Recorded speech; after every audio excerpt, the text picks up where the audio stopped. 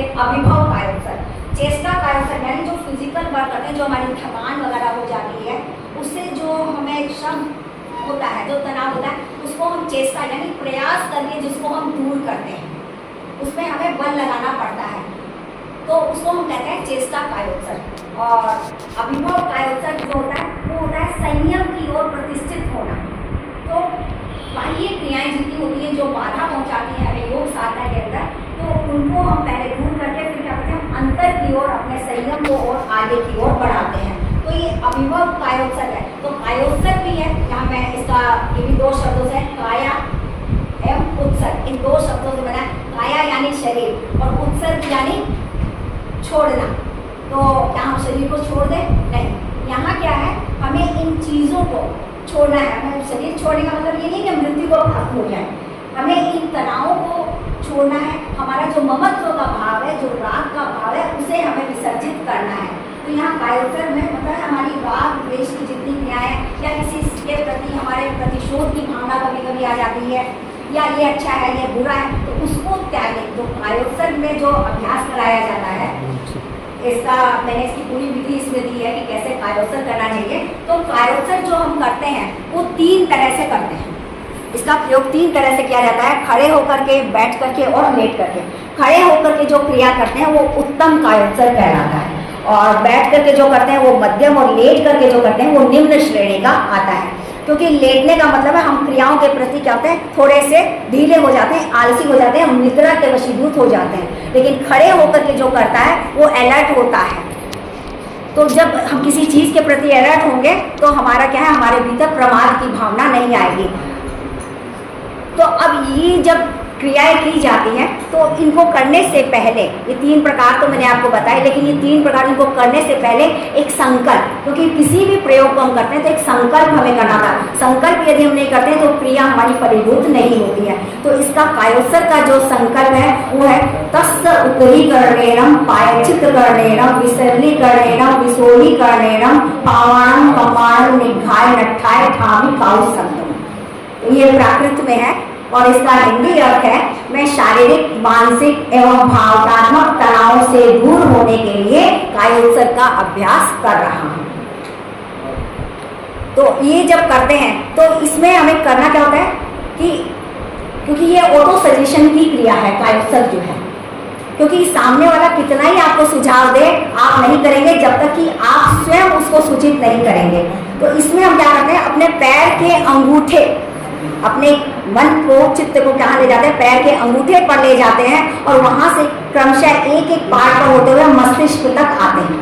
और वहाँ पर हम एक वाक्य बोलते हैं, सुझाव देते हैं कि जो भी पार्ट है, जैसे अंगूठा है तो हम बड़े पोलाइटली, क्योंकि ये क्या है, बल वाला प्रयोग नहीं है, नम्रता का प्रयोग है। जब हम किसी को प्रेम से समझाते हैं तो बात समझता है, वही हम उसको डांट के समझाएं तो उसमें कोई असर नहीं पड़ता है। तो इसमें भी क्या है, नम्रता हमारे अंदर होनी चाहिए। तो हम उससे कहते हैं अंगूठा शिथिल हो जाए, अंगूठा शिथिल हो जाए। तो ये सुझाव देंगे। कुछ समय के बाद में हम फिर अनुभव करते हैं, अंगूठा शिथिल हो गया है, अंगूठा शिथिल हो गया है, अंगूठा शिथिल हो गया।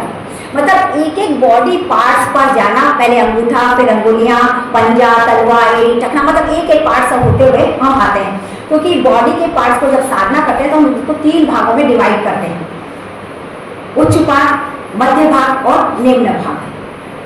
तो निम्न भाग में हमारा कमर से लेकर के पैरों तक का जो हिस्सा होता है वो आता है, और मध्यम भाग में हमारा कमर से लेकर गर्दन तक का हिस्सा आता है, और उच्च भाग में, ऊर्ध्व भाग में हमारा गर्दन से लेकर मस्तिष्क का भाग आता है। क्योंकि नीचे के भागों को सुझाव देना बहुत आसान है, लेकिन सबसे कठिन होता है ऊपर के भागों पर जाना, क्योंकि हमारा मन जो है वो कहाँ है, मस्तिष्क में।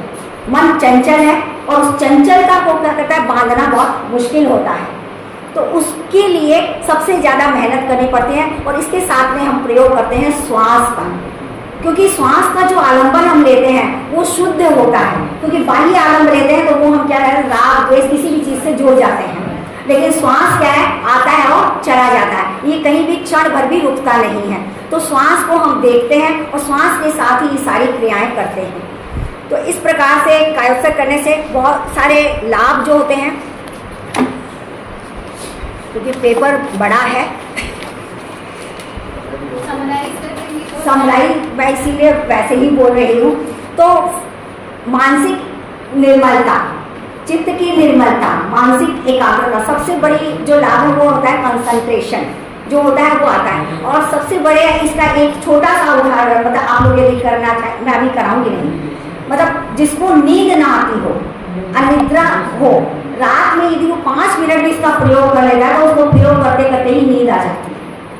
मतलब और वो उसी अवस्था में रहता है, वो करवट भी नहीं मारता है। जब आपकी आँख खुलेगी तो देखेंगे आप उसी अवस्था में। मतलब ये जिन्होंने भी प्रयोग किए हैं उसका अनुभव किया है। और मैं तो 1985 से इससे जुड़े हुई हूँ, इस पद्धति से, और करती भी हूँ, कराती भी हूँ। तो ऐसा नहीं है कि ये प्रयोग करने से हमें कोई लाभ नहीं मिलता, ये जो भी प्रयोग करता है इसका लाभ उसे मिलता है, लेकिन जो नहीं करेगा उसको नहीं मिलेगा।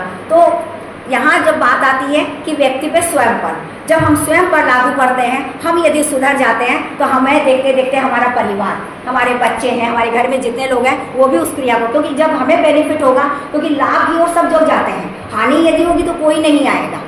तो जब मुझे लाभ होंगे तो मेरे परिवार वाले भी देखेंगे कि हमें भी ये करना चाहिए, उनको देखेंगे, उनके आस पड़ोस वाले भी करेंगे।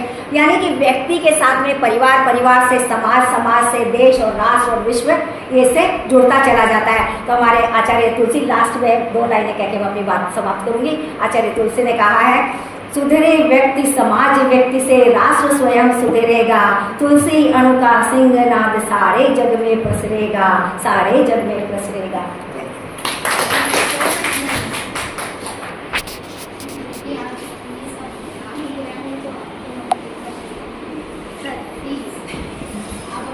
किस वक्त आइए, आइए आइए आइए साथी, आइए आइए साक्षी बन जाएगी। अच्छा, ये तो भाई वो खाना रिकॉर्ड हो रहा है।